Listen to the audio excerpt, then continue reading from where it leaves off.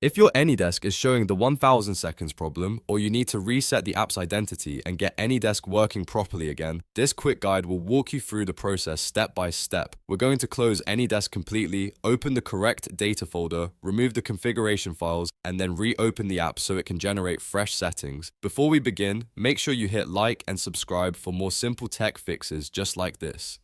Alright, let's get started. First, you need to close AnyDesk completely. This is very important because if the app is still running in the background, the files you need to change may stay locked and the fix may not work correctly. Don't just minimize the window or click away from it. You want to fully exit the program.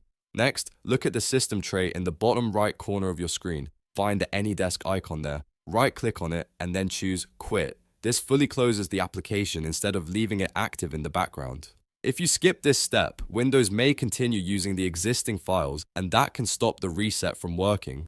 After that, give it a second and make sure AnyDesk is fully closed. Take a moment to confirm the icon disappears and the app is no longer running. This small pause helps prevent errors when we move on to the next step.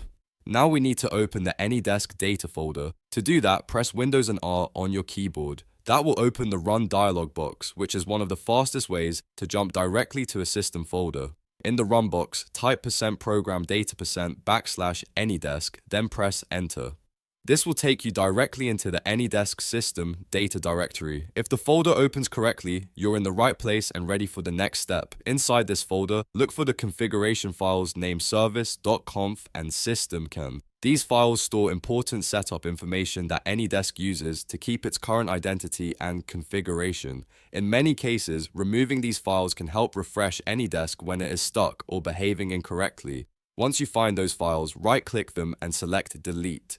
If Windows asks for confirmation, approve the deletion. This step removes the current configuration so AnyDesk can rebuild fresh files the next time it starts. Now that the files are deleted, reopen AnyDesk. When the program launches again, it should regenerate the necessary configuration data automatically. This is the key step that allows the fix to take effect. If everything worked correctly, AnyDesk should now start with a fresh setup, and the issue should be resolved. If you still have trouble, double-check that AnyDesk was fully closed before deleting the files and make sure you remove the correct configuration files from the AnyDesk folder. And that's it.